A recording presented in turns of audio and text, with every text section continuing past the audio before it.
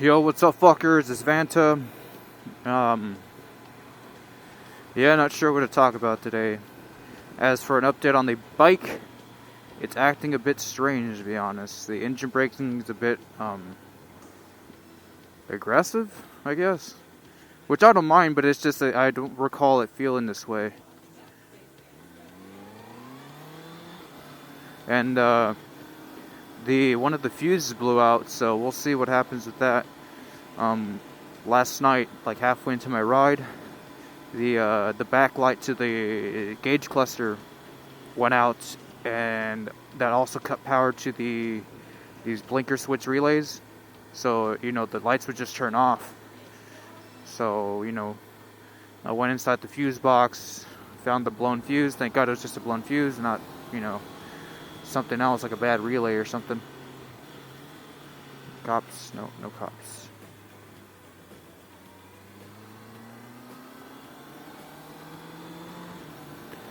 So yeah, it was that. Well, we'll see. This bike is getting it is getting old, despite being a 2018. It's only been on the road for 2 years. But you just opening underneath the seat here to get access to the fuse box, you just realize how dusty and stuff, how grimy it is, and it's definitely reflecting on the bike. This music's distracting. It's Sandy Morton. Yeah, it's reflecting on the bike, just the way it performs. Like this weekend I need to pull the shift lever, just pull it apart and just clean it up and grease it up, because I feel like my shifting has been affected because of how gunky it is. It hasn't been sticking, which is like, that's when it's really bad. Normally old bikes, when the lube gets all caked up and stuff, the shift lever will get stuck in one position. But it hasn't been doing that, but I just feel like I'm shifting harder than I need to, which has been affecting my shift patterns.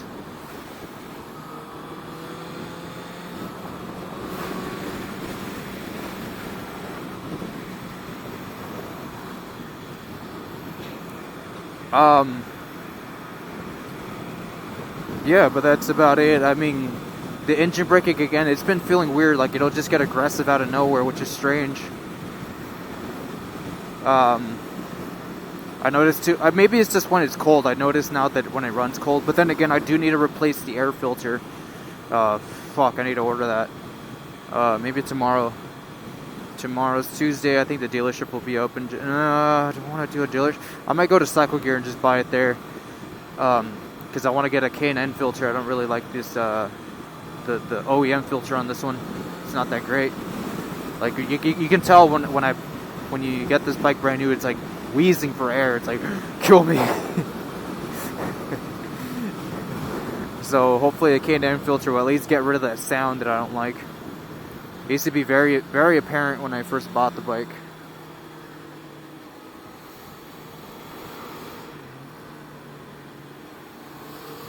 But other than that, the bike's running solid. I do need to check the oil. I haven't checked in like maybe 2,000 miles. Not that it needs to be checked, but just to be on the safe side, because it does like to spit out oil through the exhaust and force oil through even like the oil filter. It's not the gasket's just not firm enough to hold back the all the pressure. So when you're riding it hard, it does leak a bit of oil. Not enough where it's a big problem, but you just have to be mindful of this bike. It consumes a lot of oil, unlike smaller horsepower bikes, which is a good thing, I guess. At least not at least, but like, if you're not the kind of person that does maintenance on their bike, this bike kind of forces you to do maintenance, especially when it comes to the simple stuff like chain and the oil, and yeah, because if you don't do the maintenance on those things, the bike will get mad at you. It'll start running like shit.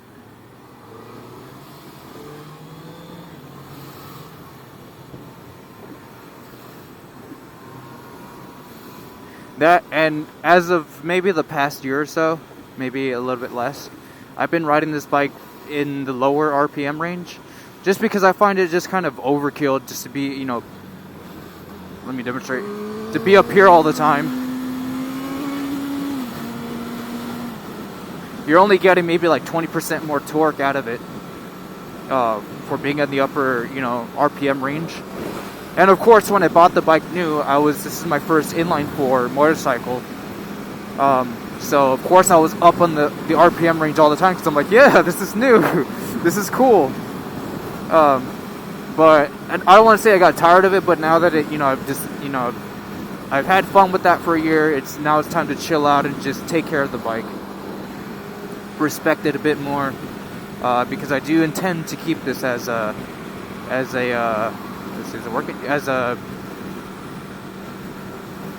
like my daily commuter for as long as this thing lasts. I should get the valves checked. It's already got 30,000 miles on it, but from what I've been seeing from a lot of people, you know, they get their valves checked and they're like, well, it's within spec, so I can't really do anything about it, and they don't check for another 20 or 30,000 miles. So I can't. I mean, it depends.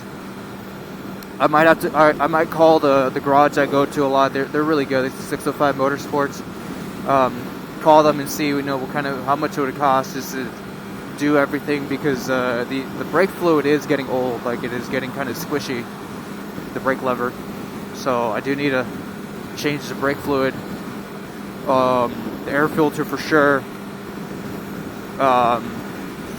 And the air filter isn't that hard to get into. The only kind of shitty part is you have to lift the tank to access the airbox. Not a big deal, but you know, it's just like, do I want? As opposed to other bikes, usually the airbox is underneath the seat. You just have to move the battery, and that's it. But again, I don't really like working on my bike. Like, you know, when it comes to the chain, I get that shit done professionally, because, you know, if that thing fails, that thing can wrap around your leg or can shoot into like a car or something and hurt someone real bad. It's not. Ooh, what the hell is this thing? Corvette? With the super sport stripes? I've never seen super sport stripes on a Corvette. That's cool. But yeah, like, the chain I always get professionally done.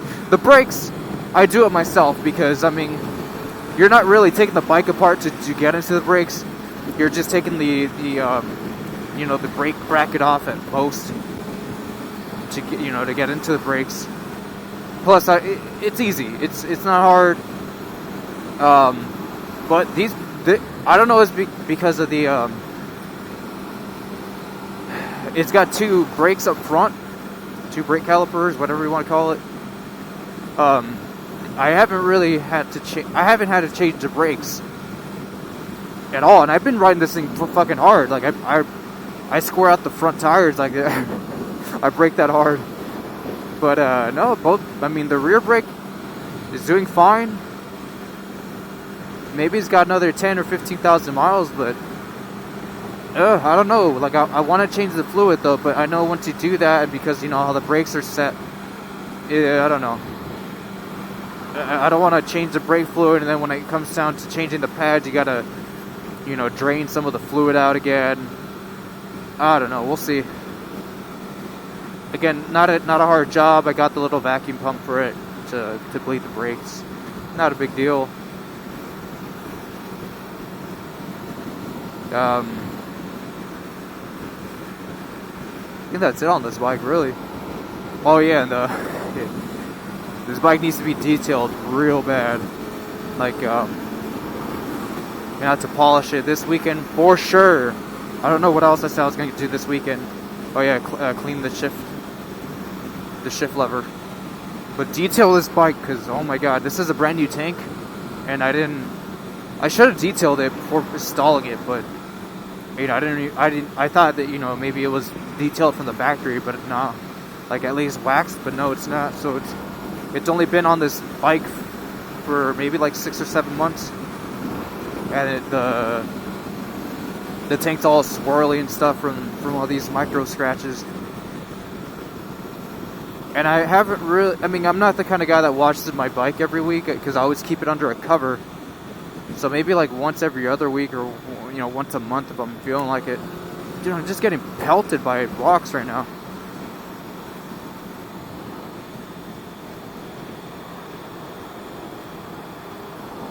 What the fuck? Alright, let's go here, because that car got a little too close. Do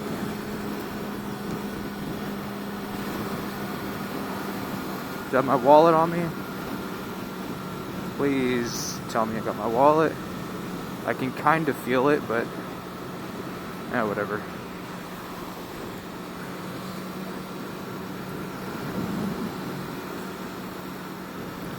But yeah.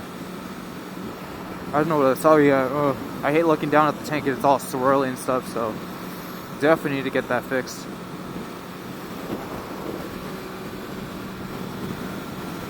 It's a garage queen.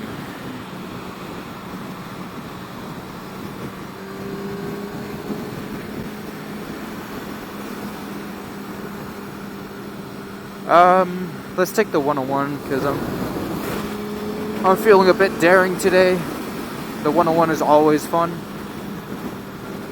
And the weather's actually nice. It's like kind of warm. Maybe like 76 degrees, I think. Nice, you know, it's not cold. I'm thinking about the cold. It's just perfect. A bit bland, if anything, because it's, again, the wind's not biting.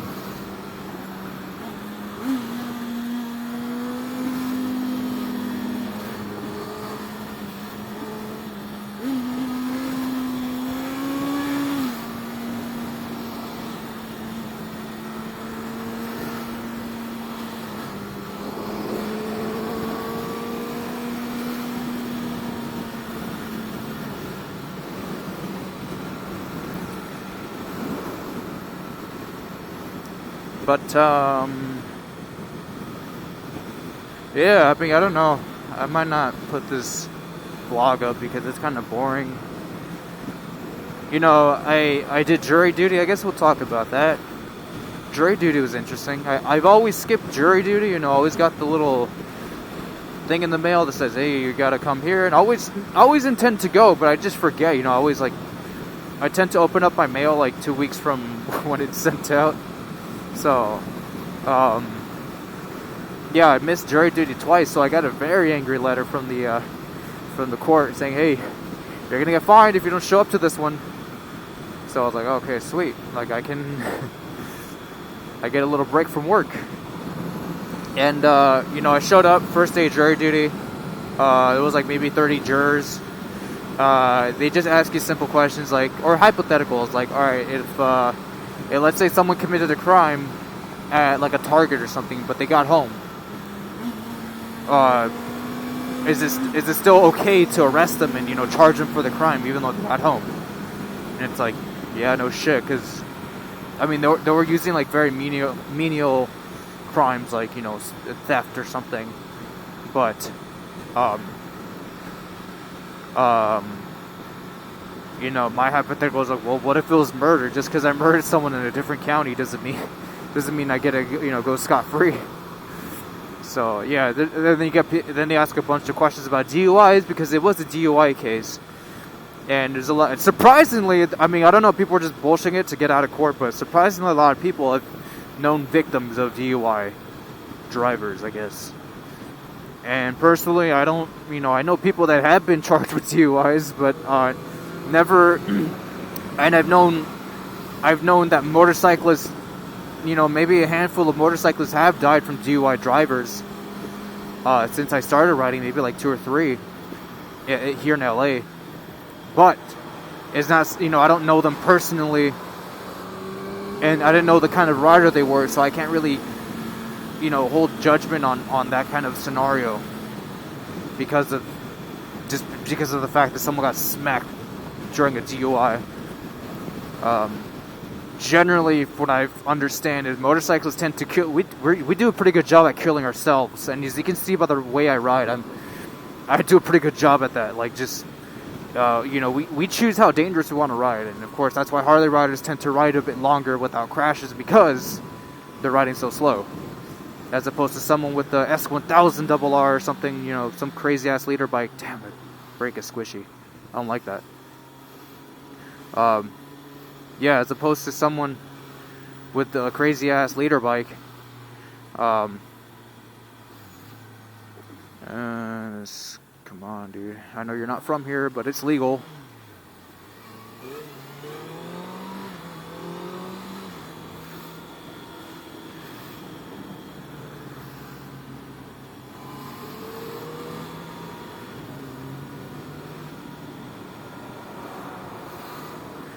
But, yeah, they just asked questions about that in court. You know, you got people that were starting to cry, like, oh, I knew someone that got hit by a DUI and whatever.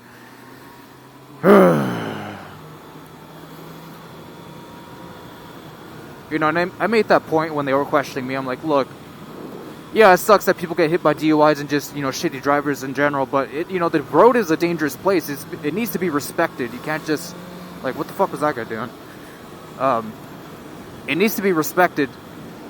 Do not just come out here thinking, you know, I'm in a car, I'm safe, I'll just drive however. Look out for your safety out here. You know, this is the Wild West, as Wild West as it gets in the modern day. You know, do what you can to protect yourself. Of course, you know, you can be the best driver in the world and still get smacked, but most of the time, a lot of these accidents can be avoided if just someone was paying attention.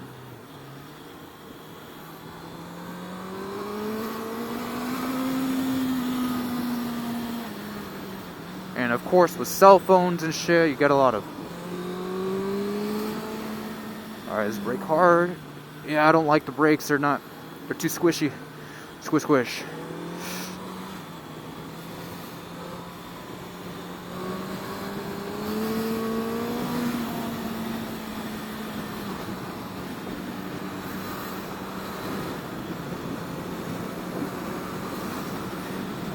Yeah, I don't know. I mean, that's what I had to say. And of course, they picked me for juror. I was the last juror to be picked because just so many people were opting out. Or not opting out, they were not being selected because of all these, you know, dumbass answers that they were giving.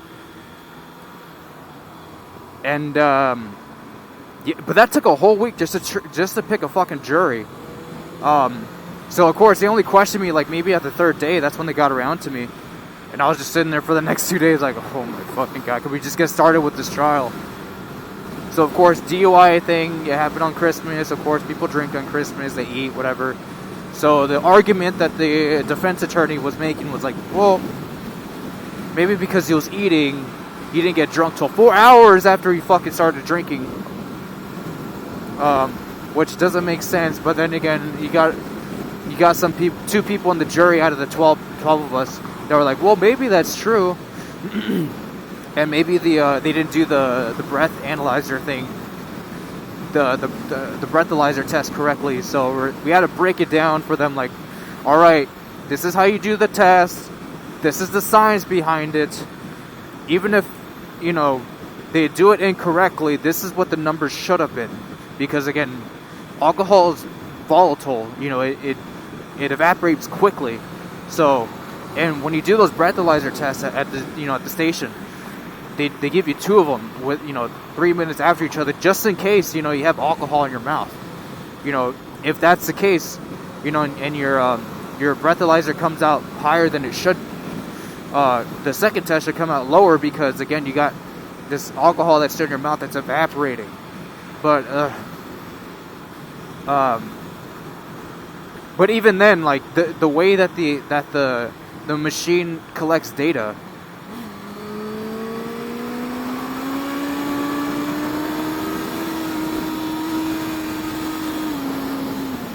The way that the machine collects data, it's taking a curve. So of course, you know, let's say you blow super high at the very beginning of, you know, your breath. It's not gonna reflect on the end result. You know, it's gonna plot out a graph and then find the, you know, the mean of that graph, or however, you know, the scientists decide to do it. You know, that design the machine. But yeah, it doesn't take into account, you know, any kind of outliers.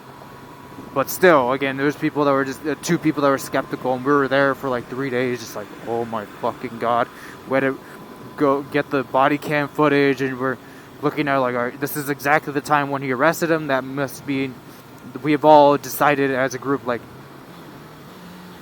this is where the cop decided to observe him for the mandatory 15 minutes that it takes to do the breathalyzer test.